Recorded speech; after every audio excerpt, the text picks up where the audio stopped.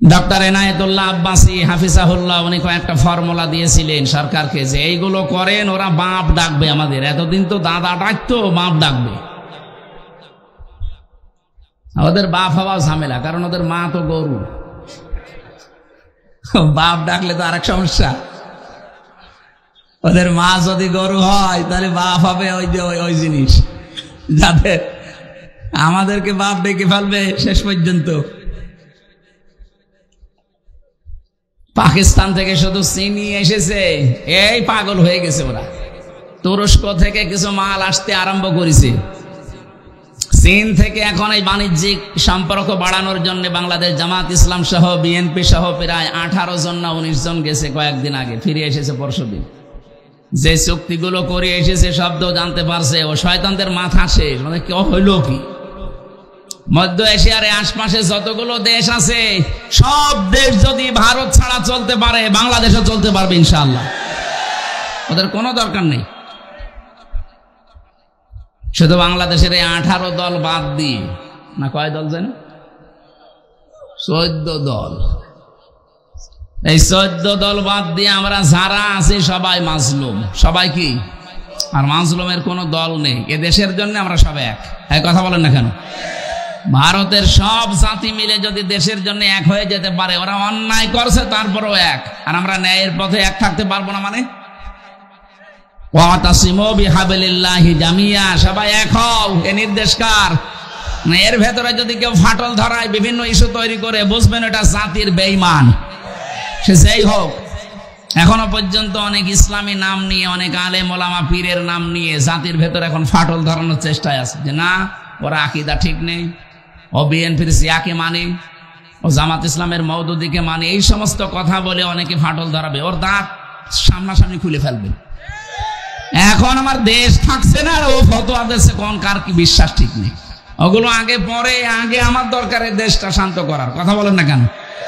কাফের, জালেম, মুশরিক যাই বলেন, কোরআনে কারীম জানিয়েছে ওয়ালা ইয়াজিদুজ জালিমিনা ইল্লা খাসারা।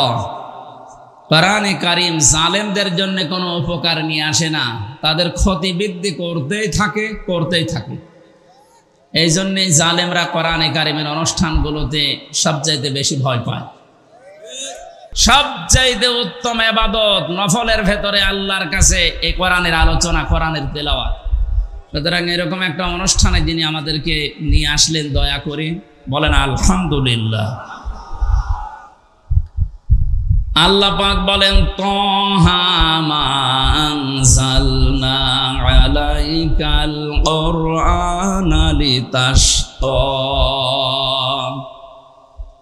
তাহা এটা নবীজির নাম, 2 নাম্বার নাম এটা। বিশ্ব নবীকে আল্লাহ কোরআনে কারিমে 1 নম্বরে ডাক দিয়েছেন ইয়াসিন এই নামে। তাফসিরে তাবারি থেকে বলছে, যারা আলেম আছেন তাদেরকে, ইয়া হরফে নেদা, ইয়া মানে হে, সিন মানে সাজ্জেদ। সিন শব্দের 5টা ব্যাখ্যা আমি পেয়েছি। আল্লামা ফখরুদ্দিন রাজি রহমতুল্লাহ আলাইহি উনি বলেন, সিন মানে সাজ্জেদুল বাশার, সিন মানে সাজ্জেদুল আলামিন, সিন মানে সাজ্জেদুল কাউনাইন, সিন মানে সাজ্জেদুল আম্বিয়া, সিন মানে সাজ্জেদুল মুরসালিন। এই যে প্রথম শব্দটা সিন মানে সাজ্জেদুল বাশার, বাশার মানে মানুষ। বাশার মানে কি?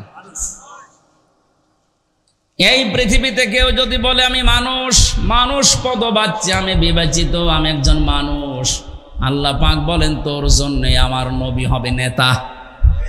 এই জন্য সিন মানে সাজ্জেদুল বাশার। আল্লাহ ডাক দিয়েছেন হে মানব জাতির নেতা। জোরে বলেন আল্লাহু আকবার। ও রাজবাড়িবাসী, আমি কারো দিকে তাকিয়ে চোখ বন্ধ করে কথা বলি না, আমি আপনার দিকে তাকিয়ে আর আমার নিজের দিকে তাকিয়ে আমার ঈমান থেকে বলছি, আমরা কিন্তু ধরা হয়ে যাব।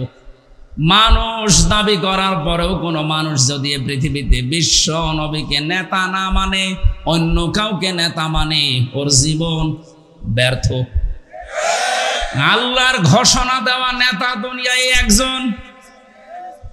এটা যদি শুধু দুনিয়ার বিষয় হতো আমি বলতাম না, এটা আখিরাতের সাথে সম্পর্কিত। ময়দানে মাহশারে আল্লাহ তিনটি ভাগে মানুষকে তুলবেন। প্রথমে আল্লাহ ডাক দেবেন মানুষকে একা একা, কেউ থাকবে না সাথে। ওয়াকুল্লুহুম আতিহি ইয়াউমাল কিয়ামাতি ফারদা। সূরা মারিয়াম 95 নম্বর আয়াত, 16 নম্বর পারার 10 নম্বর পৃষ্ঠার 15 নম্বর লাইনের শেষ নাম্বার রুকুতে আছে। এটা তাফসিরে ফি জিলালিল কোরআনে পাবেন। সাইয়্যিদ কুতুব লিখেছেন, আজ হাজারো মানুষ কিন্তু অনেকে ধোঁকা দিয়ে এ রাজবাড়ির মানুষকে বোকা বানিয়ে রেখেছে।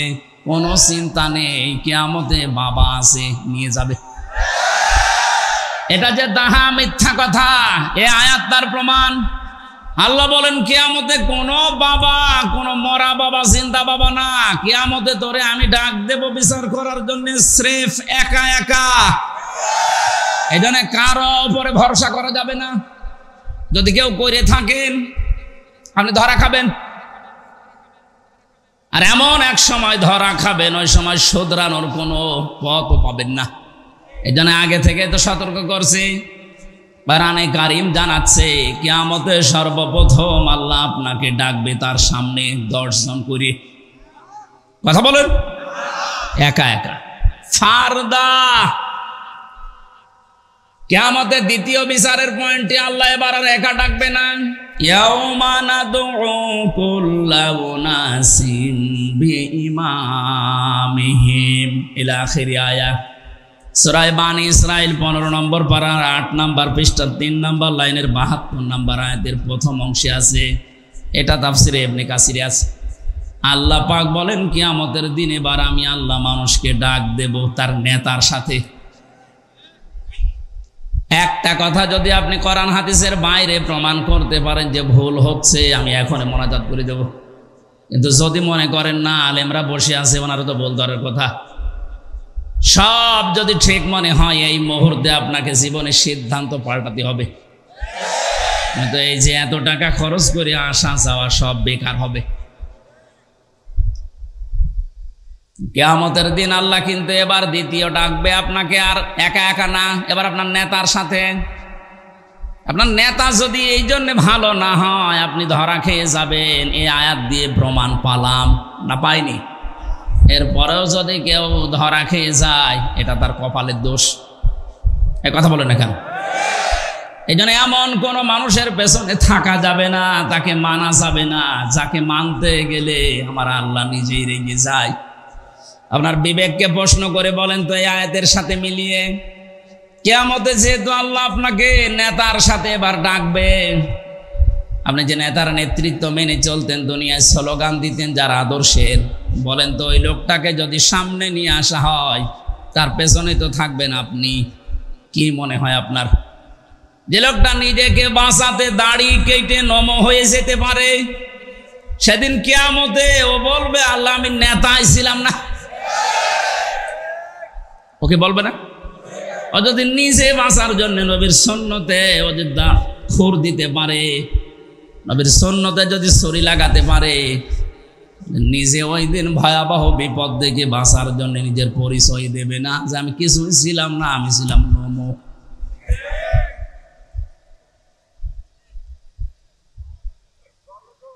সাইয়্যিদুল বাশার মানে মানুষ দাবি করবেন, আর রাসূলকে আপনি নেতা মানবেন না। আপনি মানুষই না, আপনি অন্য কিছু। এরকম অন্য কিছু দুনিয়ায় নেই। এ রাজবাড়ি নেই, গোয়ালান্দে হাত তোলেন তো অন্য কিছু যারা আছেন। হ্যাঁ, আমি হাসির খোরাকি দেইনি। আপনি আধা ঘন্টা কথা শোনেন, কিন্তু প্রতিটি কথা এখন থেকে সিদ্ধান্ত নিয়ে যাওয়া লাগবে যে আমি মানবই। সুতরাং যাদের আদর্শ ঠিক নেই, যাদের নেতা মুহাম্মদ রাসূলুল্লাহ এখনো হতে পারেনি অন্য কেউ, এক্ষুনি তওবা করেন, নয়তো আপনি মানুষ নেই, এর বাইরে যা আছে তাই। দ্বিতীয় পয়েন্টে বলেছিলাম সাইয়্যিদুল আলামিন, আলম না, আলামিন বহুবচন। মনে করেন যদি না আমি বাংলাদেশে নেই, আমি সিঙ্গাপুরে আছি, আপনি ওখানেও থাকলেও রাসূলকে আপনাকে মানা লাগবে, নেতা। যদি বলেন না আমি সিঙ্গাপুরে না, আমি আছি মঙ্গল গ্রহে, ওইটা কার? এই যে আলামিন, বহুবচন দিয়েছেন আল্লাহর নবী। যত জগৎ আল্লাহ বানিয়েছেন ওখানে যদি আপনি গিয়ে বসবাস করতে থাকেন, ওখানেও মুহাম্মাদুর রাসূলুল্লাহকে নেতা মানা লাগবে। এতানাজ্জালুল আমরু বাইনাহুন্না, প্রত্যেকটি আসমানে জমিনে আল্লাহর আলাদা আলাদা বিধিবিধান নাজিল হচ্ছে। যেখানেই বাস করেন না কেন ওই জায়গায় বিশ্ব নবী আপনার নেতা। এরপরে পরবর্তী একটা একটা শব্দের প্রতিটি শব্দের অর্থ আছে। আমার মূল বিষয়টা না, আমি বোঝাতে চেয়েছিলাম আল্লাহ পাক তাকে ডাক দিয়েছিলেন 7টা নামে পড়া কোরআনে। 1 নাম্বারেই বলেছেন ইয়াসিন, হে নেতা। আল্লাহর ঘোষণা দেওয়া নেতা তাহলে দুনিয়ায় কয়জন? 2 নম্বরে আল্লাহ ডাক দিলেন তহা। 3 নম্বরে বলেছেন মোহাম্মদ। 4 নম্বরে বলেছেন আহম্মদ। 5 নম্বরে বলেছেন আব্দুল বা আব্দুল্লাহ। 6 নম্বরে ডাক দিয়েছেন মুজাম্মিল। 7 নম্বরে বলেছেন মুদ্দাসির। ওরা কোরআনে আল্লাহ এই 7টা নামে বিশ্ব নবীকে ডাক দিয়েছেন। অন্যান্য নাম আছে, উপনাম, সেগুলো বাশিরা ওয়া নাযিরা, মুবাশশিরা ওয়া নাযিরা, সিরাজাম মুনিরা, এগুলো আলাদা। তো 7টা নাম ধরে আল্লাহ ডাক দিয়ে তাকে কিছু কিছু জিনিস জানিয়েছেন।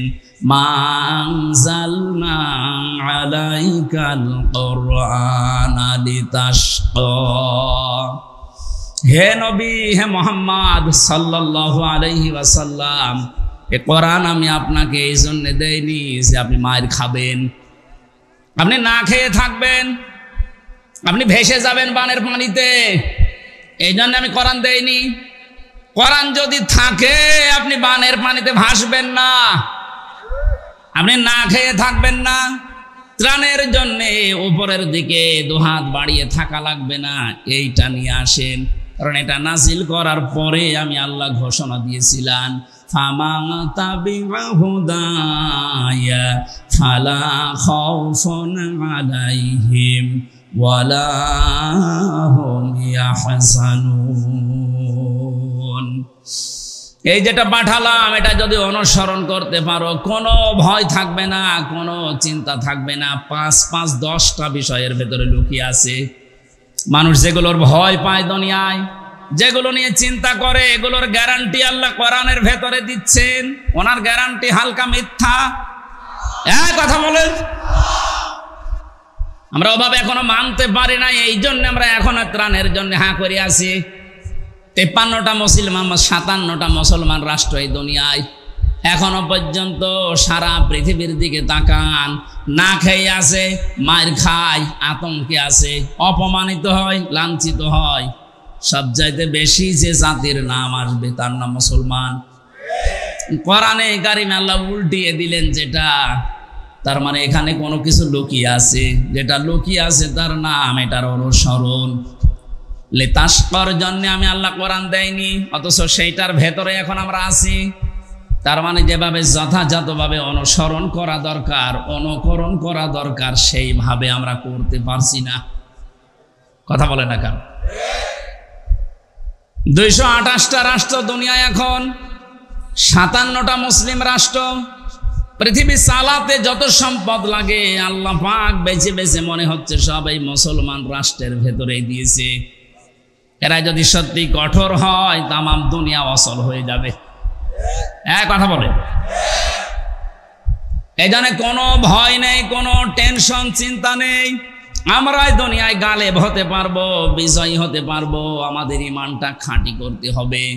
ওয়ালা তাহিনু ওয়ালা তাহজানু ওয়া আনতুমুল আ'লাউনা ইন কুনতুম মুমিনিন।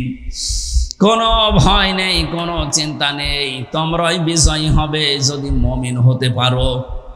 রাজবাড়ি বাসে বিজয় দেওয়ার মালিককে, মুমিন হওয়ার মালিককে। আল্লাহ মুমিন হবে আর আপনি মুমিন? আল্লাহ মুমিন হবে। আল্লাহ মুমিন তো আছে, উনি তো মুমিন, আর আমরা হচ্ছে আব্দুল মুমিন। কথা বিজয় দেওয়ার মালিক উনি, মুমিন হওয়ার মালিক উনি, আপনি কি করবেন?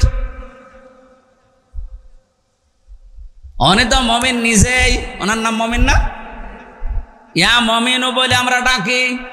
তার মানে উনি আসলেই মুমিন, ওনাকে বিশ্বাস করে আমরা হব আব্দুল মুমিন। আমরা কি কেউ মুমিন? আমরা আব্দুল মুমিন, আমরা মনিবের দাস, আমরা মুমিনের বান্দা, গোলাম, সার্ভেন্ট, ভেদ্য যাই বলেন। এই জন্য কোরআনে কারীম যে উদ্দেশ্য আল্লাহ দিয়েছিলেন এটার পারপাস আদায় হচ্ছে না। এটা যেভাবে অনুকরণ করার দরকার ছিল, আজ আমরা ওইভাবে এখনো যেতে পারি না। এই জন্য এখনো দুনিয়ায় আতঙ্কে আছি। যারা আজের বিরুদ্ধে, তারা থাকার দরকার আতঙ্কে।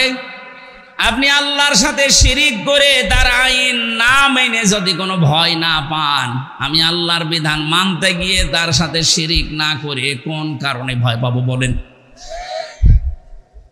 আমার তো মরণের পরে একটা ঠিকানা আছে, তার নাম বাগান জান্নাত। আর আপনার জন্য কোন ঠিকানা? আপনার তো আরো ভীত সন্তুষ্ট হওয়া দরকার, ভয় পাওয়া দরকার। কারণ সামনে যে কঠিন দিন আসতেছে, ওই দিনের ভয়াবহতা সম্পর্কে আল্লাহ আজকের তেলাওয়াতকৃত আয়াতে আমাদেরকে জানিয়েছেন। আমরা কোরআনের দিকে এগিয়ে যাব ইনশাআল্লাহ। দরুদ পড়ছি, সালাম পাঠাচ্ছি আমাদের নবী মুহাম্মদ রাসূলুল্লাহর উপরে, যার উম্মত হতে পেরে আমরা গর্বিত। কথা বলে না কেন? কেউ যদি বলে যে আমি অমুক বাবার গোলাম, ওর ঈমান নষ্ট হয়ে গেছে। পৃথিবীতে আমরা রাসূলুল্লাহর গোলাম না, আমরা হচ্ছে আল্লাহর গোলাম, রাসূলুল্লাহর উম্মত। রাসূলুল্লাহর কি? কোরআন কিভাবে মানুষের সামনে রাসূল উপস্থাপন করবেন? আমি এমনি দরুদ পড়লাম না, কিছু বিষয় এখানে আছে। বিশ্ব নবীকে আল্লাহ দরুদ পড়ার জন্য আদেশ দিয়েছেন আমাদেরকে, তার উপরে সাল্লু আলাইহি ওয়া সাল্লিমু তাসলিমা। কেন এই কথা বললেন? সূরা আরাফের 2 নম্বর আয়াতে আমি ব্যাখ্যা পেয়েছি। বিশ্ব নবীকে আল্লাহ যখন কোরআন দিয়েছেন তখনই জানিয়েছেন, হে নবী, এটা কিন্তু সাধারণ কোনো বই কিতাব না, এটা আমার আল্লাহর মুখের নিজের বাণী। আমি আপনার কাছে শুধু দিলাম, আপনি নিজে এর ভেতরেও যদি কোনো কথা বানিয়ে এইটাও আল্লাহ বলেছে কথা বলে চালিয়ে দেন, কি হবে আপনি জানেন? ওয়ালাউ তাকাওয়ালা আলাইনা বা'দাল আকাবিল লাখাযনা মিনহু বিল ইয়ামিন সুম্মা লাকাতানা মিনহুল ওয়াতিন ফামা মিনকুম মিন আহাদিন আনহু হাজিজিন। একটু খেয়াল করা লাগবে। আমার এই কোরআনের ভেতরে যদি আমার নবী, এত দামি নবী যাকে আমি আল্লাহ কোনদিন হে নবী বা হে মোহাম্মদ এ শব্দ দিয়ে ডাকি নাই, ডেকেছি মুহাম্মাদুর রাসূলুল্লাহ রিসালাতের ঘোষণা দিয়ে, সেই নবী যদি এ কোরআন প্রচার করতে গিয়ে নিজের কোনো কথা এর ভেতরে লাগিয়ে বলতো এইটাও আল্লাহ বলেছে, হে নবী আমি কি করতাম জানেন? আপনার ডান হাত আমি চেপে ধরতাম, কণ্ঠনালী কেটে ফেলে দিতাম। হয়েছে? শব্দ হয়েছে? হয়নি। আলেমদেরকে এবার বলছে এখানে একটা সূক্ষ্ম বিষয় আছে। এই যে লাখাযনা, একালিফ টান আছে। আল্লাহ বলেন আমি চেপে ধরতাম, আপনার হাত ধরতাম না, আমি আল্লাহ নিজের হাত দিয়ে ধরতাম। লাখাযনা, অবশ্যই আমি আল্লাহ বা আমরা ধরতাম। তাহলে ধরতো কে? আমাদের সিলেবাসভুক্ত আলেম আমরা যারা আছি, এতদিন আমরা নিজেও পড়েছি এইভাবে যে আল্লাহ পাক তার নবীর ডান হাত চেপে ধরতো, কণ্ঠনালী কেটে ফেলে দিত না, এরকম নেই। আপনি বাংলা অর্থের সাথে মিলাতে পারবেন না। এখানে আল্লাহ পাক নবীর হাত ধরতেন না, আল্লাহ নিজের হাত দিয়ে নবীকে ধরতেন।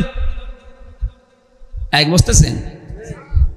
তার শব্দটা কি দিয়েছেন? মেনুহু বিল ইয়ামিন। এই যে বা মানে দ্বারা, দিয়ে, কর্তৃক। আল্লাহ পাক বলেন আমি আমার ডান হাত দিয়ে নবীকে ধরতাম, বাম হাত দিয়ে না। তাহলে মিন হবে শিমাল দিতেন। আল্লাহর মনে হয় বাম হাতের শক্তি কম, এই জন্যে না, মানে ওনার বাম হাতে যদি শক্তি থাকবে তাহলে ইয়ামিন দিলেন কেন? মুফাসসিরিন ইকরাম বোঝাতে চেয়েছেন আল্লাহ পাক এ হাতের কথা এই জন্য দিয়েছেন, আমরা সচরাচর যে বিষয় বুঝি ভালো ওই জিনিসের উদাহরণ আল্লাহ কোরআনে সেট করেছেন।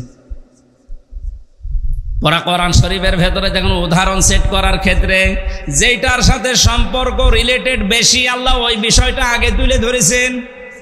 আমাদের জীবনের সাথে সম্পর্ক হচ্ছে সময়ের, কিসের? সময় না থাকলে আমার কোনো দাম নেই। এখন যদি আমার জীবনের সময়টা আল্লাহ কেড়ে নেয়, যা দিয়েছিলেন যদি কাট করে দেয়, আমির হামজা আর হামজা থাকবে না, নামের আগে মরহুম যুক্ত হয়ে যাবে। তাহলে আমার আমির হামজা থাকা পর্যন্ত আসল বিষয় সময়। আসল বিষয় কি? এই জন্য আল্লাহ সময়ের কসম দিয়ে হায়াতের তথ্যগুলো দিচ্ছেন। ওয়ালা আসরি ইন্নাল ইনসানা লাফি খুসর। আল্লাহ পাক বলেন সময়ের কসম, হায়াতের কসম। আমি যেটা বোঝাতে চাচ্ছি, আমরা যেহেতু ডান হাত দিয়ে কোনো জিনিস ধরলে শক্ত করে ধরতে পারি, বাম হাত দিয়েও ধরা যায়, কিন্তু অত শক্ত করে ধরা যায় না। আমরা যেটা দিয়ে শক্ত করে ধরলে বুঝি, আল্লাহ ওই হাত ব্যবহার করেছেন। লা আখাযনা মিনহু বিল-ইয়ামিন, মিনহু বিশ-শিমাল দিলে অর্থ হইতো, কিন্তু আমরা বুঝবো যেহেতু ডান হাত দিয়ে ধরলে বেশি শক্ত মজবুত করে ধরা যায়, এই জন্য আল্লাহ পাক দিয়েছেন আমি আমার ডান কারো থাকতো না। এটা বাংলা অর্থ ছিল। এখান থেকে যেটা বুঝলাম, কোরআনে কারিমে এত অথেন্টিকেতা, এর ভেতরে নবীও কোনো কথা ঢোকাতে পারেননি। কথা বলেন না কেন? গাইস, অনেকেই দেখলাম কোরআনের বিরুদ্ধে পর্যন্ত উল্টাপাল্টা কথা বলছে। এই যে দরবেশ কিছুদিন আগে ধরা পড়েছে, একটা সেমিনারে বক্তব্য দিতে গিয়ে জানিয়েছে কোরআনের ভেতরেও সমস্যা আছে, তুমি মেজর না। যে লোকটা এই কথা বলতে পারে যে এর ভেতরেও সমস্যা আছে, যালিকাল কিতাবু লা রাইবা ফি, এই আয়াত অনুযায়ী ওই লোকটা কাফের। আল্লাহ বলছেন কোনো ভুল সন্দেহ অবকাশ পর্যন্ত নেই। আর আপনি যদি সন্দেহ করেন, আপনার ঈমান থাকবে?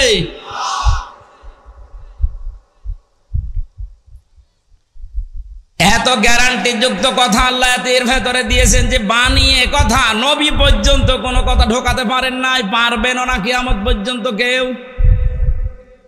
63 অক্টিলিয়ন বছর পর্যন্ত কেউ যদি চেষ্টা করে, নবীজি জানিয়েছেন এই পৃথিবীতে বিজ্ঞান এখন কোরআনের আয়াত নিয়ে প্রমাণ করছে, 1 2 না 63 অক্টিলিয়ন বছর পর্যন্ত যদি কেউ চেষ্টা করে, তারপরও কোরআনে কারিমে কোনোদিন একটা ভুল বের করতে পারবে না।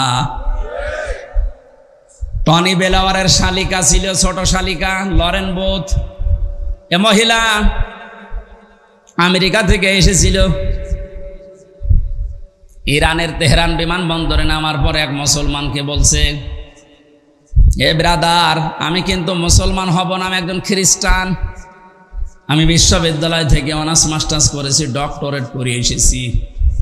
আমি মুসলমান হব না, কিন্তু মুসলমানদের সব চাইতে অথেন্টিক কিতাব বা বই যেটা, বুক যেটা, ওইটা আমারে দেন।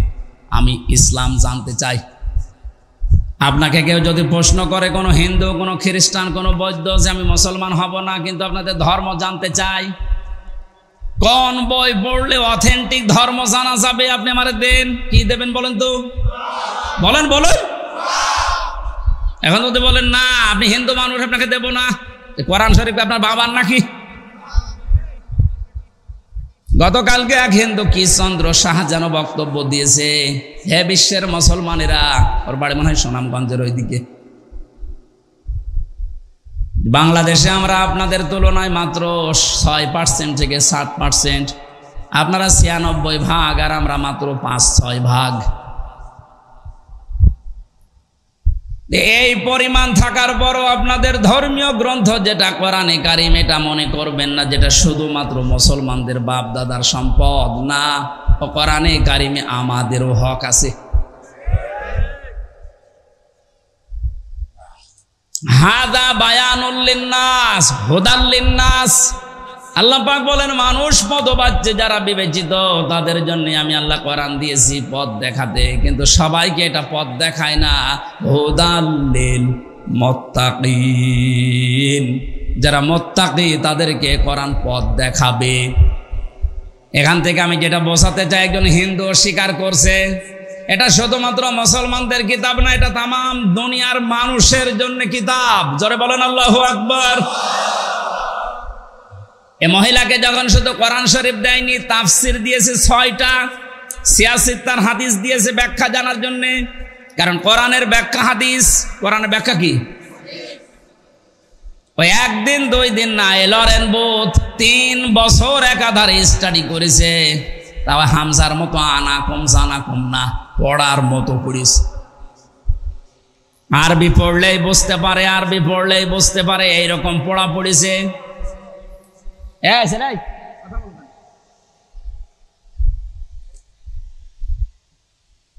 এখানে যত মানুষ বসে আছে, আলেম হোক আর সাধারণ মানুষ হোক, কেউ বুকে হাত দিয়ে বলতে পারবেন যে কোরআন শরীফের প্রতিটি শব্দের অর্থ আমার জানা আছে? পারবে? কেউ পারবে না। আমার কোরআনের উপরে অনার্স মাস্টার্স ছিল, তারপরও আমি পড়েছি, সব পুরাটা শেষ করেছি, আমার কিন্তু মনে নেই। এখন আবার দেখা লাগবে, স্টাডি করা লাগবে।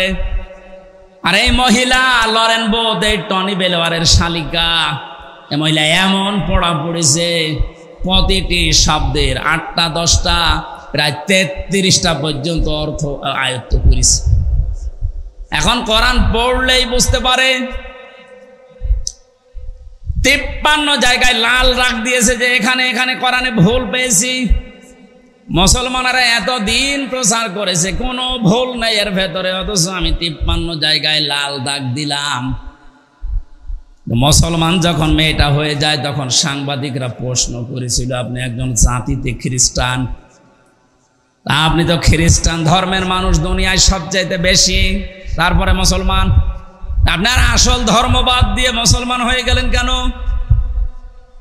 লরেন বোধ জানিয়েছে সাংবাদিক, আমি মুসলমানদের এই ধর্মীয় গ্রন্থে 53 জায়গায় লাল দাগ দিতে দিতে এসেছিলাম যে প্রমাণ করব যে পেয়েছি, ভুল পাওয়া গেছে। কিন্তু আল্লাহর কি ইশারা, আমি যে আয়াতে ভুল ধরি দেখি তার পরের আয়াতে এর জবাব আল্লাহ 1500 বছর আগেই দিয়ে দিয়েছে।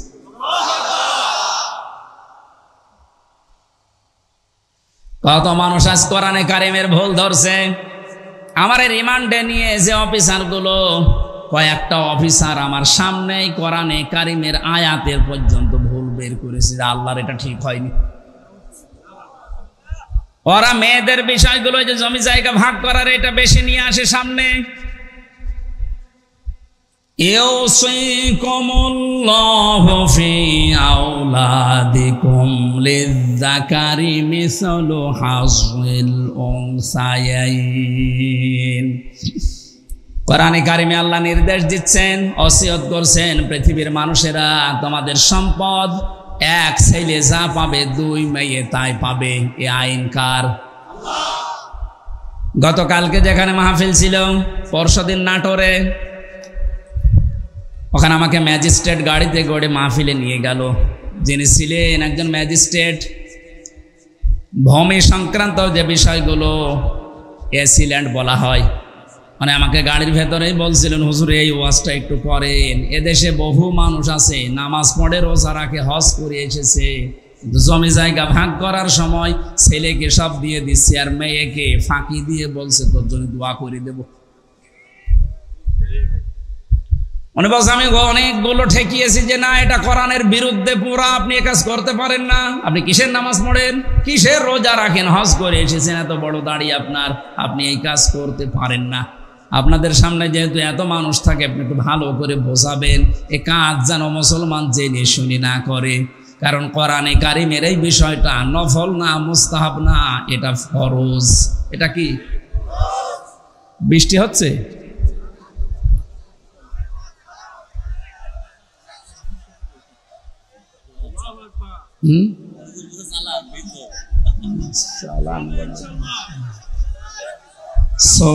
সুবহানাল্লাহ আলহামদুলিল্লাহ লা ইলাহা ইল্লাল্লাহ। চলো, এখন তো এই অনুষ্ঠানের মক্ষম সময় না, এগুলো নভেম্বর, ডিসেম্বর, জানুয়ারি, ফেব্রুয়ারি, এই সময় ভালো হয়। কোনো গ্যারান্টি আছে কখন বৃষ্টি কাদা শুরু হয়ে যায়। তারপরও যে সময়টা আল্লাহ আমাদেরকে দিলেন, মাগরিবের পরে উঠলে ভালো হতো। আমি তো মাগরিবের নামাজ এসে পড়েছি আবু সাইদের এখানে, দেরি করলো কেন? মানুষজনের সময় হয়নি মনে হয় নাকি? মুসলমান ভাইরা একটু খেয়াল করে থাকবেন, এই মহিলাটা 53 জায়গায় লাল দাগ দেওয়ার পরে 53 জায়গায় ভুল পেতে পেতে উনি প্রত্যেকটির জবাব পেয়ে শেষে বলছে, আমি যেখানে এসে থেমে গেলাম সূরা নিসার 34 নম্বর আয়াতটায়। না মানুষজন, আরে ভাই আবেগে চলবে না, অসুস্থ হয়ে পড়বে। বৃষ্টি কি এমন একটা সময় বৃষ্টি আসলো, আমরা তো আমি তো তাফসীর করার জন্য এই আয়াতগুলো বেছে নিয়েছিলাম। খুব সুন্দর বিষয় আছে আখিরাত ভিত্তিক এবং কিছু শিক্ষামূলক বিষয়ের ভেতর থেকে আমরা বের করতে পারতাম, আশা করছিলাম ইনশাআল্লাহ।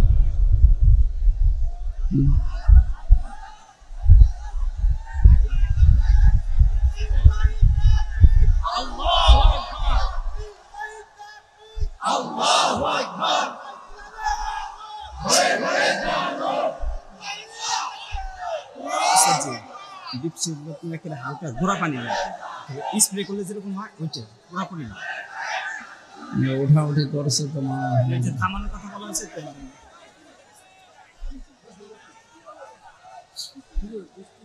কিছু লোক দাঁড়াইছে আর কি, এখন কিন্তু যাওয়ার মতো দেখা যাচ্ছে। সুবহানাল্লাহ আলহামদুলিল্লাহ লা ইলাহা ইল্লাল্লাহ সুবহানাল্লাহ আলহামদুলিল্লাহ লা ইলাহা।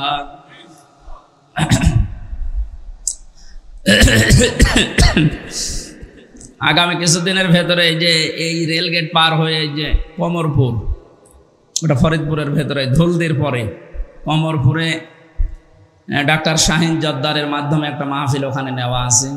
ওই সময় পরিবেশ ইনশাল্লাহ ঠিক হয়ে যাবে সামনের মাসে অক্টোবরে। না ওই কমরপুরে একটা সদরপুরও একটা আছে, সদরপুর থানা।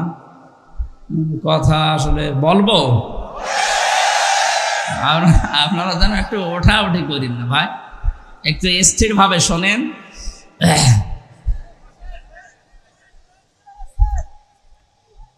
আমার ভাইরা, আমি সব বাদ দিয়ে কোরআনে কারিমের যে আয়াত পড়েছিলাম তাফসিরে যাচ্ছি।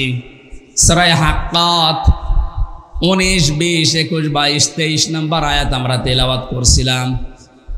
এটা একটা আমল নামার বিষয় সামনে নিয়ে এসেছেন আল্লাহ। কিয়ামতের ভয়াবহ দৃশ্যের কথা এর আগের কয়েকটা আয়াতে আল্লাহ জানিয়েছেন যে কিয়ামত এইভাবে কায়েম হবে। হাক্কাত মানেই মহাপ্রলয়, কিয়ামতের নাম। এখানে আল্লাহ যে বিষয়টা আমাদেরকে নিয়ে এসে দিলেন আমাদের জীবন পরিষ্কার পরিচ্ছন্ন করার জন্যে, যখন বিচারের কাঠগড়ায় আল্লাহ দাঁড় করাবেন, বিচার যখন শুরু হবে, আল্লাহর বিচারে 3টা বিষয় থাকবে। আল্লাহ রাব্বুল আলামিন যে বিচার ব্যবস্থা সাজিয়েছেন, আল্লাহর বিচারে কোনো অবিচার নেই, হালকা আছে। হ্যাঁ, আল্লাহ কিন্তু কোনোদিন অবিচার করেননি, অবিচার করবেনও না। আল্লাহর বিচারে কোনো অবিচার, বলেন আরো জোরে। আল্লাহ যদি ন্যায় বিচারও করে, কেউ জান্নাতে যাবে না। এটা ঠিক আছে? হ্যাঁ ঠিক আছে, হ্যাঁ এটা ঠিক আছে। আল্লাহ যদি সত্যিই ন্যায় বিচার করে, এখানে কেউ আমরা জান্নাতে যেতে পারবো না। আল্লাহ রাব্বুল আলামিন যদি বলেন যা আমি ন্যায় বিচার করলাম, দেখি তুই জান্নাতে কি করে যাস, শুধুমাত্র পানির হিসাবটা দিয়ে যা, ধরা খাওয়া লাগবে। 3 নম্বরে একটা বিচার আছে আল্লাহর দরবারে। ওই যে কাবা শরীফ তাওয়াফ করার সময় মানুষ যে কথাটা ষষ্ঠ চক্করে আল্লাহকে বলে, আল্লাহুম্মা ইন্না আলাইয়া হুকুকান ফিমা বাইনি ওয়া বাইনিকা। হে আল্লাহ, তুমি আমার মালিক, আমি তোমার বান্দা দাস গোলাম, তোমার ঘরের সামনে এসেছি।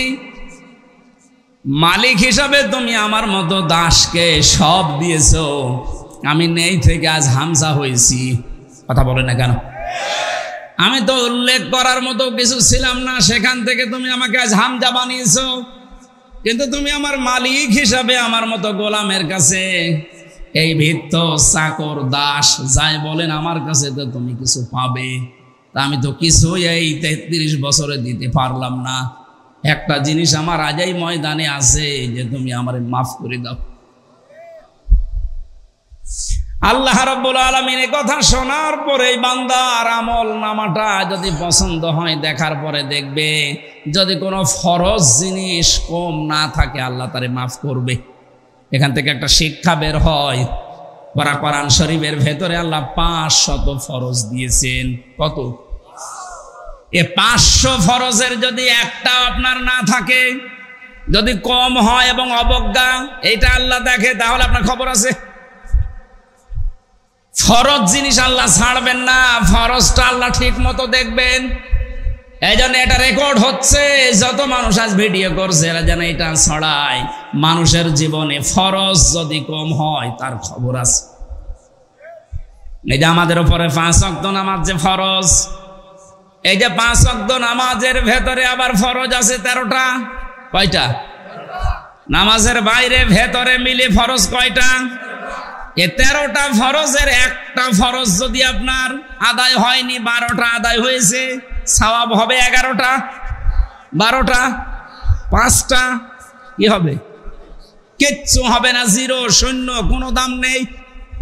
এখন যদি বলেন কেন আমি তো 12টা আদায় করেছি, একটা না এদিক ওদিক হয়েছে, অন্তত কিছু না কিছু দিক আপনার বিবেকে কি বলে আল্লাহ দেবে। এই জবাব দেওয়া লাগবে, দেবে। এইটা যেমন সহজে বুঝলেন যে ফরজ বাদ গেলে ওটার আর কোনো গুরুত্ব থাকে না, ওটা জিরো হয়ে যায়, শূন্য হয়ে যায়। আমাদের মানব জীবনে আল্লাহ ফরজ দিয়েছেন পুরা কোরআনে কয়শো? আরো জোরে আর একবার বলেন।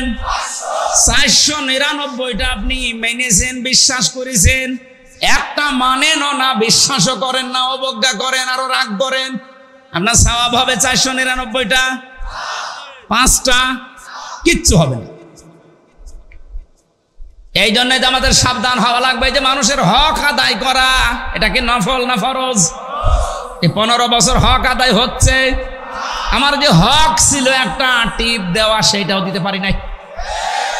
এটা মানুষের হক আপনি নষ্ট করলেন। আর এই কথাগুলো কোরআন দিয়ে হাদিস দিয়ে বলতে গেলে আপনার শত্রু হয়ে যায় আমি। আরে ভাই আমি আপনাকে বাঁচাতে চাই। এখন যদি বলেন ভোট ভয় কাট্ট কোথায় পেলেন? কোথায় পেলেন মানে সূরা নিসা 5 নাম্বার পারার 6 নাম্বার পৃষ্ঠা 4-5 নাম্বার লাইনের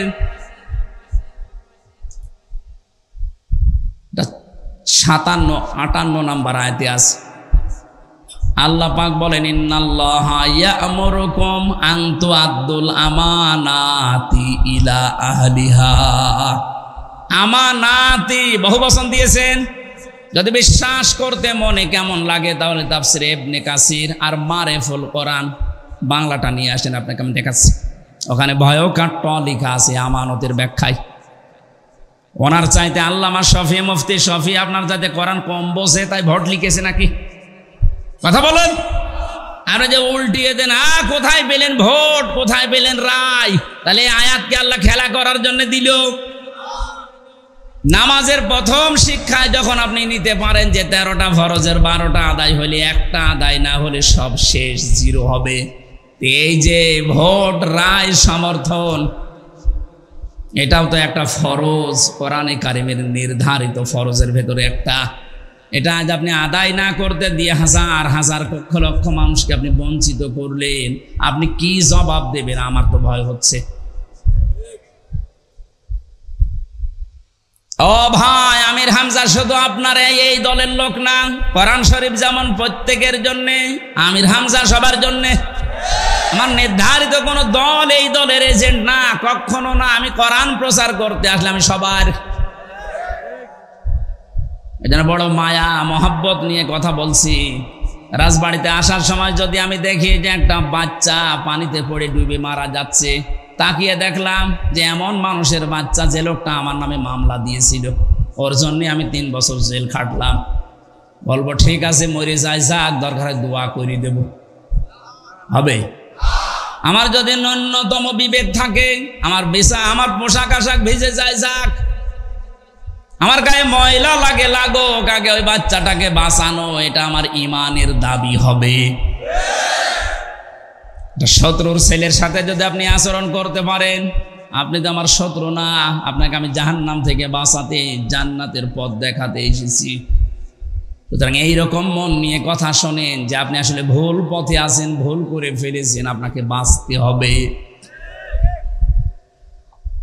আল্লাহ পাক ফরজ বিষয়গুলো এই জন্য আমাদের সামনে দিচ্ছেন যেন ভুল হয়ে না যায়। ভালোভাবে বারবার খেয়াল কর, যেখানে বসে আছেন এইটার আসল ফরজ বা গুরুত্বপূর্ণ জিনিস এই সামিয়ানার খুঁটি। সামিয়ানার খুঁটি না থাকলে এটাকে কেউ প্যান্ডেলই বলবে না, মঞ্চ স্টেজ বলবে। এখানে আরো জিনিস আছে, এই যে ফুলগুলো, লাইট, এই যে ক্যামেরা, এই যে সাউন্ড বক্স, এই যে চার কাপ, এই মাইক, এগুলো না থাকলে এটা স্টেজ বলবে না। বলেন না কেন? এটা যেমন সহজে বুঝলেন যে এগুলো না থাকলে এটা স্টেজ, খালি খুঁটি আর সামিয়ানা থাকলেই। আপনার জীবনে আসল ফরজ যেগুলো আল্লাহ কোরআনে দিলেন, কত বললাম? বলেন। এর বাইরে আরো এরকম এই ফুল, লাইট, ক্যামেরা এগুলো আছে, যেগুলো নফল, মুস্তাহাব, সুন্নাত, মুবাহ এগুলো বলা হয়। ওইগুলো আপনি জনমের মতো করেছেন, কিন্তু ফরজ বাদ, সব বাদ না। হয়তো 499টা করেছেন, একটা করেননি, আরো মানেন উনি, কেউ বলতে গেলে আপনি তারে ছেলে দিয়েছেন। তাহলে বলেন আপনার সওয়াব কি হবে? আপনি নিজেই বলেন। এখন যদি বলেন কই আমি হজ করেছি, আপনার হজ বাদ। নামাজ পড়েছি 6 ওয়াক্ত তাহাজ্জুদ মিলে, সব বাদ। এটা যদি না বুঝে থাকেন আমি আবার রিপিট করব বলেন। আর যদি বসার পরে না বসার ভান করে থাকেন, এদিকে আসেন, এটা ক্লিয়ার কিনা বলেন। এই যে মাওয়াজিন শব্দটা কোরআনে আল্লাহ দিয়েছেন, ফাআম্মা মান সাকুলাত মাওয়াজিনুহু ফাহুয়া ফি ঈশাতির রাদিয়া। এই শব্দগুলোর বিশ্লেষণ আছে।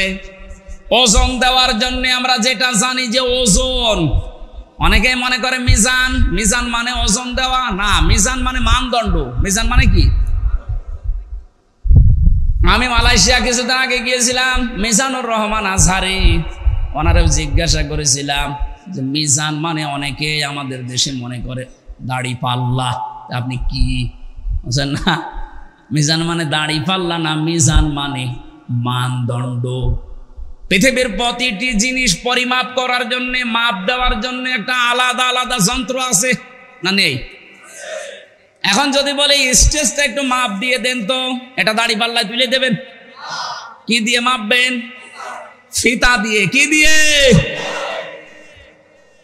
এই যে পানি এর ভেতরে যদি বলি এইটা মেপে দেন তো, ফিতা দিয়ে মাপবেন? কেজি দিয়ে, লিটার দিয়ে? এই কথা বলেন না কেন? চাউল যদি নিয়ে এসে দিয়ে যে চাউল মেপে দেন, ফিতা দিয়ে মাপবেন? কে দিয়ে? প্রতিটি জিনিস পরিমাপ করার আলাদা আলাদা আলাদা যন্ত্র আছে, আর প্রতিটি যন্ত্রের নাম এক না আলাদা? এটা বুঝেছেন? কিয়ামতের ময়দানে যে আল্লাহ আপনাকে মাপবে মিজানের পাল্লায়, কি মাপবে? আমল। কি এটা জানেন তো যে আমল মাপ দেবে? মিজানের পাল্লায় কি মাপা হয়? আমল। বলেন, আরো জোরে বলেন। আমল মানে কাজ, আমল মানে। এখানে আসলে বিভিন্ন রকমের শ্রোতা, তো এই জন্য বোঝানো সমস্যা হয়ে যায়। এইরকম মানের শ্রোতা হলে একবারে বুঝে ফেলত। এই একবারে জবাব দেন তো আপনারা, আমল মানে বাংলায় কি? কাজ। কি মাপে? ফিতা দিয়ে। যে এখান থেকে এই কয় কেজি কাজ, এই যে এইভাবে দাড়ি পাল্লায় তুলে দিলাম 5 কেজি কাজ, এভাবে মাপে? কি এতদিন কি পড়েছেন আর কি বুঝেছেন বলেন? যে মিজানের পাল্লা, সে জন্মের পর থেকে নাম শুনছি, মিজানের পাল্লায় মাপ দেওয়া হবে মানুষের কি? আমল। বলেন, আমল মানে কাজ। তো আমরা জানি যে দাড়ি পাল্লা দিয়ে মাপে না, কাজ মাপার একটা আলাদা জিনিস আছে। পানি যদি মাপতে হয় লিটার দিয়ে, এই স্টেজ মাপতে হয় ফিতা দিয়ে, তাহলে কাজ মাপতে হয় দাড়ি পাল্লা দিয়ে। কি দিয়ে? মানদণ্ড দিয়ে। কে দিয়ে? ওইটার বাংলা নাম আমরা জানি, যখন মাপ দেয়, কাজ মাপতে হলে একটা ওজনের যন্ত্র আছে, সেটা হচ্ছে গুরুত্বের ভিত্তিতে কাজ মাপা হয়। ধরতাম নবীর ডান হাত চেপে ধরতাম না, কি করতাম এতটুকুই না,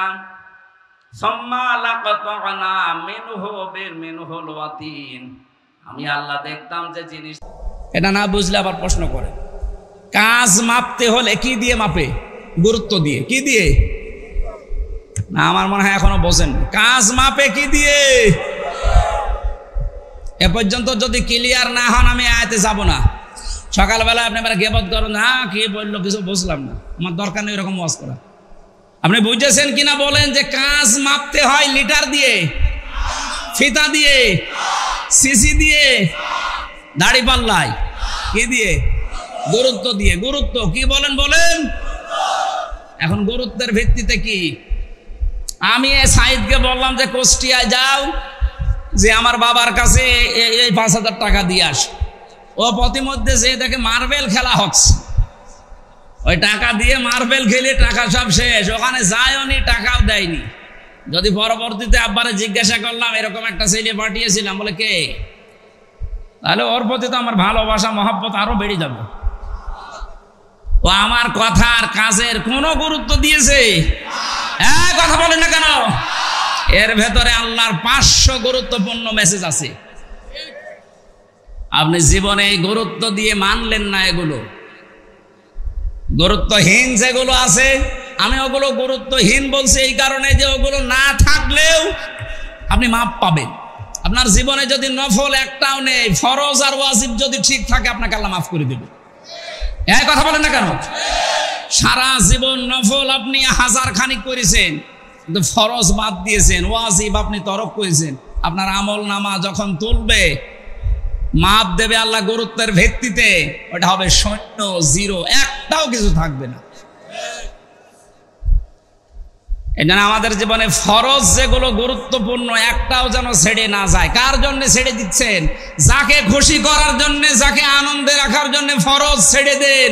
এই যে মানুষের ওপর ছেড়ে অবিচার করা, এটা হারাম কাজ। এটা কি কাজ?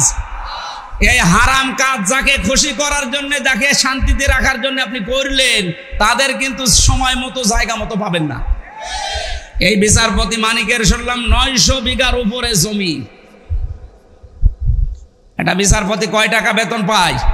সঠিকভাবে যদি বিচার করে ওই টাকা দিয়ে চলতে চায়, ও তো সংসারই ঢাকার বুকে থাকা ঠিক না। তার যদি 900 বিঘার উপরে জমি হয়, কত নম্বর লাইনে হাইটেছে লোকটা আপনি বলেন? কি হইল সেইগুলো? আল্লাহ রাব্বুল আলামিন এদের পরবর্তীতে জানিয়েছেন, মা আগনা আন্নি মালিয়া হালাকা আন্নি সুলতানিয়া।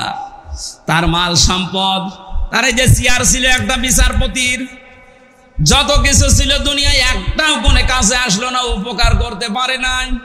এমনকি তার যে ক্ষমতা ছিল রায় দেওয়ার, সেইটাও এখন আর কোনো কাজে নাই, নিজে এখন কাঠগড়ায়। যে লোকটা হাইকোর্টের বিচারপতি, সে লোকটা এখন ম্যাজিস্ট্রেটের কাছে 5 দিন 10 দিন রিমান্ড মঞ্জুর করাচ্ছে। উকিলরা বলছে এর 10 দিন রিমান্ড দেন, উনি ম্যাজিস্ট্রেট হয়ে একজন বিচারপতির রিমান্ড দিচ্ছে 10 দিন। হালাকা আন্নি সুলতানিয়া, সুলতান মানে বাদশাহী, চেয়ার, ক্ষমতা, রায়, এগুলো ছিল তার, একটাও এখন কাজে আসছে না। আল্লাহ পাক বলেন, খুযুহু ফাগুল্লুহু সুম্মাল জাহিমা সাল্লু। ধর ওকে, জাহান্নামের ভেতরে নিয়ে যা। নিয়ে যাওয়ার আগে একটা কাজ কর, সুম্মা ফি সিলসিলাতিন যারউহা 70 দিরান ফাসলুকু। জাহান্নামে ফেলার আগে 70 হাত শিকল দিয়ে বাঁধ, যেন অপমান হয়।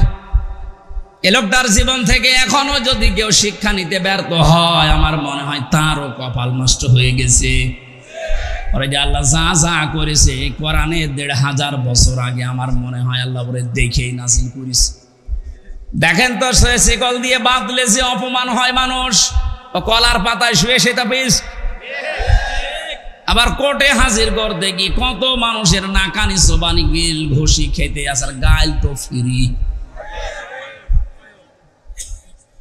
এই আয়াতগুলো দেখেন তো কিভাবে আল্লাহ সেট করে দিয়েছিলেন।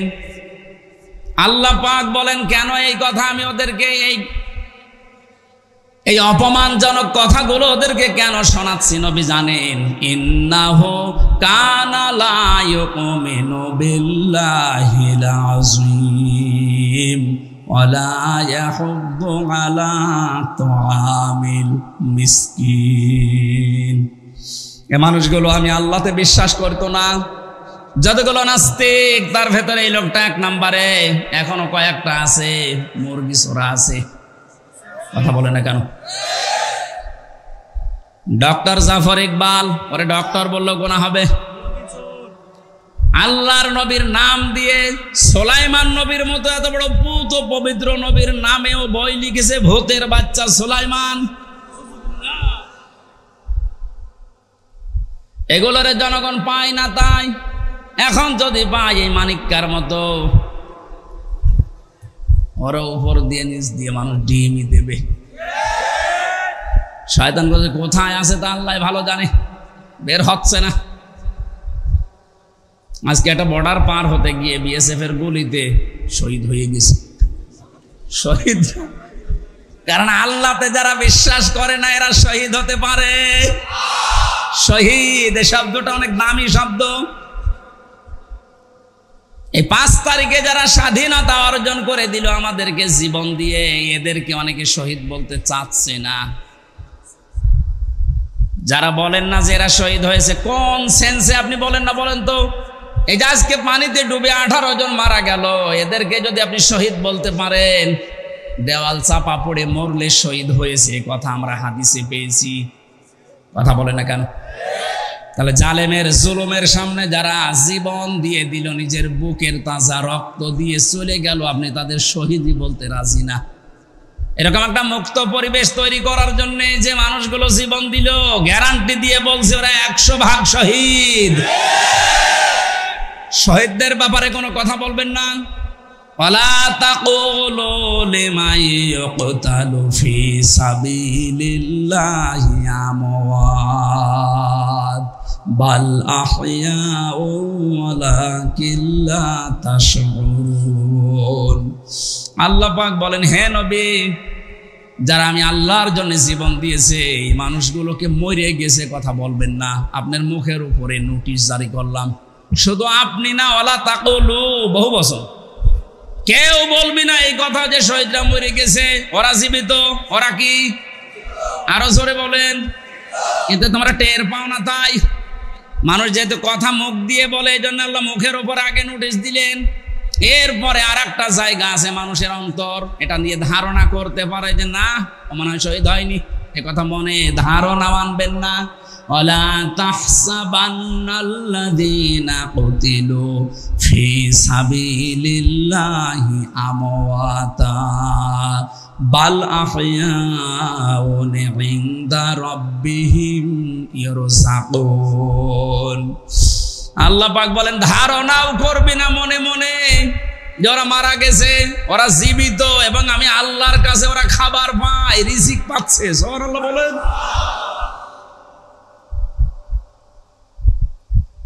আল্লাহতে যারা বিশ্বাস করেন না, এটা যদি বিশ্বাসে আনতে পারতেন যে আল্লাহ একজন আছে, আমাকে এই জামানা ছেড়ে আর একটা জায়গায় যাওয়া লাগবে, আমারও হিসাব দেওয়া লাগবে তার সামনে, আপনার জীবন পরিচ্ছন্ন হতে বাধ্য। রাতের বেলা যখন মাঝে মাঝে একা একা বালিশে মাথা দিয়ে চিন্তা করি, আল্লাহ দুনিয়ার জীবনটা তুমি বারবার বলছো যেটা ধোঁকা, আসলেই তো ধোঁকা। বহু কিছু দুনিয়ায় বানালাম, এখন যদি ঘপ করে মারা যায়, হঠাৎ করে যদি চোখ বন্ধ হয়ে যায়, কি হবে আমার বলেন? সুন্দর করে গোসল করিয়ে লাশ জানাজা পড়িয়ে কবরে দিয়ে চলে আসবে। 3 দিন 5 দিন 10 দিন 1 বছর 2 বছর কান্নাকাটি করবে আত্মীয় স্বজনেরা। 20 বছর 50 বছর খুব বেশি হলো 100 বছর পরে হামজা হারিয়ে যাবে। এই জায়গাটা নতুন হামজা এসে আবিষ্কার করবে। এই জায়গাতে 100 বছর পরে আবার নতুন হামজা আসবে। এক কথা বলেন না কেন? খুব সাবধানে। ফাম্মা মান উতিয়া কিতাবাহু বিয়ামিনি ফায়াকুলু হাউ মুকরাউ কিতাবিয়া আল্লাহ পাক বলেন মানুষ যখন ডান হাতে আমল নামাটা পাবে, এটা পাবার পরেই নিজে দেখবে, সঙ্গে সঙ্গে মানুষকে বলবে ভাই এটা একটু দেখো আমি পাস করেছি। এত খুশি হবে লোকটা। ম্যাট্রিক পরীক্ষার রেজাল্ট পাওয়ার পরে যদি দেখে ফার্স্ট ক্লাস ফার্স্ট পেয়েছে, যদি দেখে 5 পেয়েছে, A+ পেয়েছে, গোল্ডেন প্লাস, সঙ্গে সঙ্গে নিজে দেখার পরে দৌড়ায়, মা বাবা আত্মীয় স্বজন ভাই বোনকে দেখায় আর আনন্দ পায় যে দেখেন আমি কি করেছি। আল্লাহ পাক বলেন লোকটা নিয়ে ময়দানে মাহশারে দৌড়াতে থাকবে আর মানুষকে যাকেই পাবে সামনে বলবে এই দেখেন আমি পাস করেছি। একটু মনের ভেতরে আসছে না আমার জীবনটা যদি এইরকম বানাতে পারতাম? না আমাদের সামনে এই দিন নেই? একটু নিজের দিকে তাকিয়ে বলেন তো, এরকম একটা দৃশ্য যদি কিয়ামতে ময়দানে মাহশারে আমার সামনে আসে যে আমি পাস করার পরে মানুষকে দেখাতে পারছি, আল্লাহ আমার বান্দাদেরকে যে দেখাচ্ছি আমি পাস করেছি। ইন্নী যানানতু আন্নী মুলাকিন হিসাবিয়া। লোকটা বলবে মানুষকে যে আমি জানতাম যে আমার হিসাব দেওয়া লাগবে, আমি জানতাম আমার হিসাব দেওয়া লাগবে, আমার হিসাব হবে আল্লাহর দরবারে। এই চিন্তা করবে আর মানুষকে বলবে এই দেখেন আমার কি সুন্দর রেজাল্ট হয়েছে, আমার ডান হাতে আল্লাহ আমার আমলের যে কর্মের প্রতিফল দিয়ে দিয়েছে। এই যে লিখিত বিষয়টা দেখাতে দেখাতে মানুষের সামনে সামনে যেতে থাকবে, আল্লাহ পাক ডাক দিয়ে বলবে ফাহুয়া ফি আইশাতির রাদিয়া, তোরে আমি একটা সন্তোষজনক জীবনে দিয়ে দেব, যেখানে গেলে কোনো দিন আর দুঃখ এ শব্দটা আসবে না। ফি জান্নাতিন আলিয়া, উঁচু জায়গায় তোকে আমি পৌঁছাবো, মহান জান্নাতে। কুতুফুহা দানিয়া, এই জান্নাতে আসলে এখানে ফলগুলো ঝুলে থাকবে। তাফসীর ইবনে কাসির মুফাসসির বলেন জান্নাতি মানুষেরা নিজের জান্নাতে বিছানায় শুয়ে শুয়ে জান্নাতের ফল পেড়ে খেতে পারবে। এগুলো আমি গল্প করছি না, কোরআনে কারীম শোনাচ্ছি। একটা আফসোস হয় না নিজের মনের ভেতরে আমাদের, জাল্লা ওই রকম একটা কিছু যদি আমিও পেতাম। এখানে তো থাকবেন না আর 100 বছর পর, ওই রকম একটা জীবন গঠন করা দরকার আমাদের, আছে না নেই? ফেরেশতাদের পক্ষ থেকে এবার বলা হবে কুলু আশরাবু হানিয়াম বিমা আসলাফতুম ফিল আইয়ামিল খালিয়া। বিগত জীবনে বহু কষ্ট করেছো, ইসলামের উপরে টিকে থাকতে গিয়ে বহু কষ্ট করেছো, বহু গাল শুনেছো, বহু উল্টা পাল্টা নাম তোমাদেরকে দিয়েছে। খেয়ে না খেয়ে দুনিয়ায় দিনের ওপর থেকে সরনায় আল্লাহ পাক আজকে ফিরিয়ে দিয়েছে। এগুলো বিগত দিনের কষ্টের প্রতিফল, এইগুলো খাও। সিস্টেম অফ অফিসটায় দেখুন, এতক্ষণ বলতে বলতে আল্লাহ আলোচনার ধরন এবার পাল্টিয়ে ফেলেছেন। ওয়াম্মা মানুতিয়া কিতাবাহু বিশিমালি ফায়াকুলু ইয়া লাইতানি লাম উতা কিতাবিয়া ওয়া লাম আদরি মা হিসাবিয়া। আল্লাহ পাক বলেন যে গুনাহগার মানুষ যারা দুনিয়াতে মন মতো জীবন চালিয়েছে, কোরআন আর হাদিস দেখে নাই, এদেরকেও আমি আমল নামাটা দেব, কিন্তু বাম হাতে। মুফাসসির বলেন কিভাবে দেবে জানো? এই বাম হাতটা বুকের ভেতর দিয়ে ফাঁকা করে আল্লাহ ঢোকাবে ফেরেশতাদের দিয়ে, পিঠ দিয়ে বের করার পরে ওইটা হাতে দেবে। এবার বলবো ওটা বের কর টেনে, যেহেতু হাতের ভেতরে আছে আপনার ওই বই, আমল নামা, জীবনের সব কিছু রেকর্ড। বুকের ভেতর দিয়ে হাত পেছনে যাবার পরে ওটা তো আর বের করতে পারবে না, হাত বের করলেই বই এইটি ধরবে। দৃশ্যটা সামনে নিয়ে এসে ভাবেন যে কত বড় কঠিন অবস্থা আল্লাহ বানিয়েছে ওই সময়টায়। বুকের ভেতর দিয়ে হাত পেছনে দিয়ে বই হাতে ধরিয়ে দেবে, বলবে এবার পড়। আপনি পেছনে তাকাবেন কি করি? তখন লোকটাই কঠিন অবস্থায় বলবে আমারে যদি আজ হিসাবই নেওয়া না হতো, আমি বিশ্বাস করতাম না যে আমার সামনে হিসাবের একটা দিন আসবে। ইয়া লাইতাহা কানাতিল কাদিয়া, মনে মনে আফসোস করে বলবে, আল্লাহ মৃত্যুই যদি আমার সব শেষ হয়ে যেত, আর যদি কোনো কিছু সামনে না আসতো তাহলে খুব ভালো হতো। আর ওটা হবে শুধুমাত্র যারা মানুষ আর জিন বাদ দিয়ে যত সৃষ্টি আছে তাদের। তোরবা আছে কোরআনে কারিমে, যত সৃষ্টি আছে আল্লাহর প্রত্যেকটা সৃষ্টিকে আল্লাহ ডাক দিয়ে বলবে মাটির সাথে মিশে যা, মিশে যাবে। শুধুমাত্র মানুষকে বিচারের কাঠ গড়ায় দাঁড় করিয়ে হয়তো ডান হাতে নাই বাম হাতে, দুই হাতের কথাই আমরা শুনলাম। আল্লাহ রাব্বুল আলামিন আমাদেরকে যেন ডান হাতে এমন কিছু দেন যার কাজকর্ম দুনিয়ায় করার তৌফিক পায়। ওই লোকটার জীবন সফল। ফামান যুহজিহা আনিন নার ওয়া উদখিলাল জান্নাতা ফাকাদ ফাজ। আল্লাহ পাক বলেন ওই লোকটার জীবন সফল, যাকে আল্লাহ জাহান্নাম থেকে মুক্ত করে জান্নাতি বলে ঘোষণা দিয়ে ডান হাতে আমলনামাটা ধরিয়ে দেবে। ওই দিন যেহেতু সামনে আমারও আছে আপনারও আছে, প্রত্যেকে এই মুহূর্ত থেকে ওটা যেন আমি পড়তে পারি, মানুষের সামনে পড়লে যেন অপমান আমি বোধ না করি, এরকম একটা জীবন গঠন করার তৌফিক কামনা করছি। সবাই ফিরে আসেন আল্লাহর দিকে। সম্মানিত মা বোনেরা, আপনাদের দায়িত্ব যেটা পরিবারে, সমাজে, রাষ্ট্রে, দায়িত্বগুলো পালন করে এমন এমন কিছু ওই কিতাবে দুনিয়াতেই লিখে রেখে যান, কিয়ামতে যেন পড়লে আপনি নিজেকেই নিজে গর্ববোধ মনে করেন।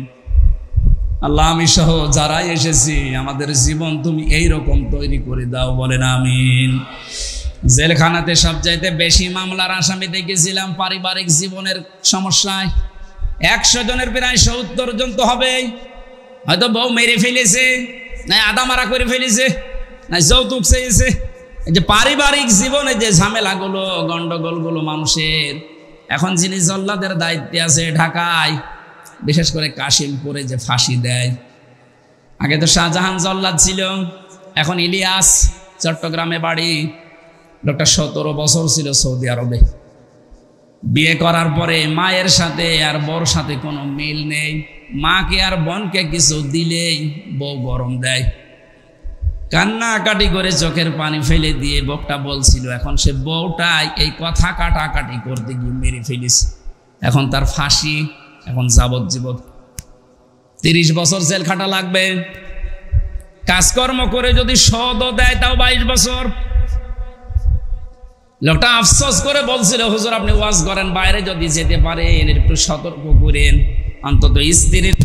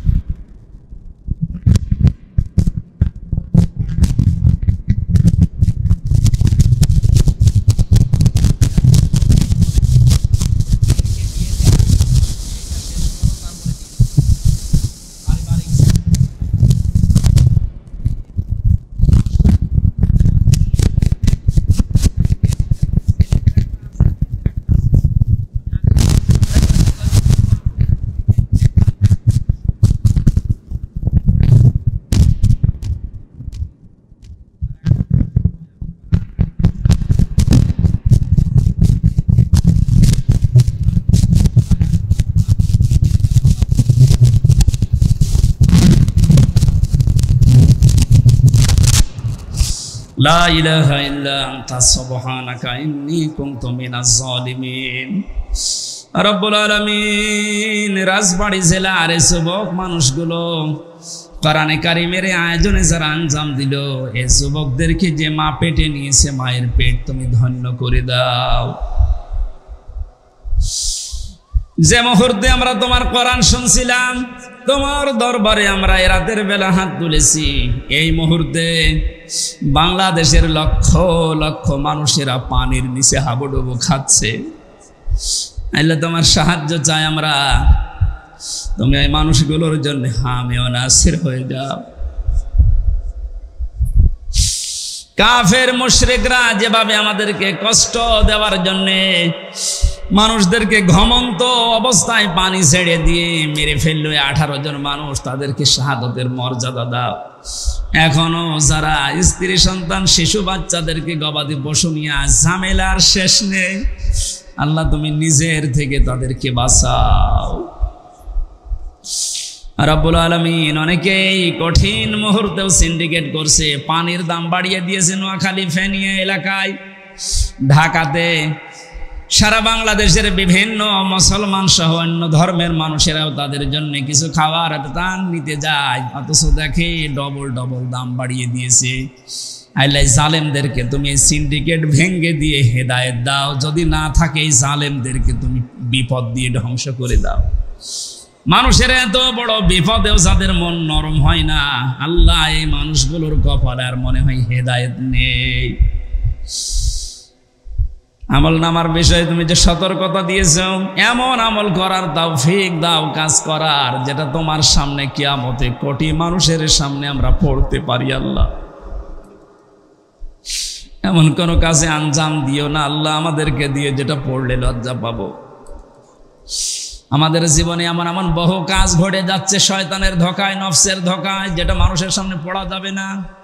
এইরকম কাজ আমরা করতে চাই না। আল্লাহ তোমার সাহায্য ছাড়া সম্ভব না, আমাদেরকে বাঁচাও।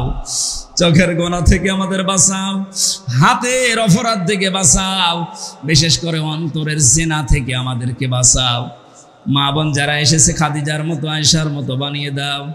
হাফেজ আবু সাইদ সহ যত আলেম এখানে বসে আছে, আল্লাহ আলেমদের মর্যাদা সম্মান বিপদ আপদ দূর করে দাও। বারাকাল্লাহু লানা ওয়া লাকুম ফিল কোরআনিল আযীম।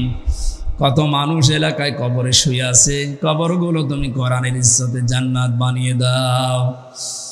রব্বুল আলামিন যে ষড়যন্ত্র চলছে তামাম দুনিয়ায় মুসলমানদেরকে নিয়ে, সব ষড়যন্ত্রের মোকাবেলায় আমরা তোমাকে রাখলাম। আল্লাহুম্মা ইন্না নাজআলুকা ফি নুহুরিহিম ওয়া নাউযু বিকা মিন শুরুরিহিম। বিশেষ করে তুমি কোরআনে জানিয়েছো ইহুদি আর মুশরিকরা মুসলমানদের সবচাইতে ভয়ঙ্কর শত্রু, এটা আমরা তামাম দুনিয়ায় এখন দেখতে পাচ্ছি।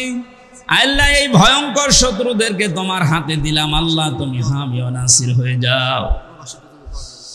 প্রবাসে বহু ভাইয়েরা দোয়া চেয়েছে, আল্লাহ অনেকে অনেক ঝামেলায় আছে, তাদেরকে তুমি নিজে সাহায্য করো, হালাল রুজিতে বরকত দাও, তাদের ধৈর্য সহ্য বাড়িয়ে দাও, জীবের অভাব অনটন দূর করে দাও। আমার কণ্ঠটা তুমি ভালো রাখো আল্লাহ। আসমান জমিনের এবং শত্রুদের শত্রুতা, দুশমনের দুশমনি, হিংসুকের হিংসা থেকে তুমি আমাকে বাঁচাও। আমিন আমিন আমিন। যখনই মরণ আসবে যেন বলতে পারি লা ইলাহা ইল্লাল্লাহু মুহাম্মাদুর রাসূলুল্লাহ। খ্যাতনামা ইসলামিক স্কলারদের বক্তব্য শুনতে আমাদের সঙ্গেই থাকুন। নিয়মিত আপডেট পেতে সাবস্ক্রাইব করে বেল বাটনে প্রেস করুন। Rosary 24. Enjoy the Holy Quran.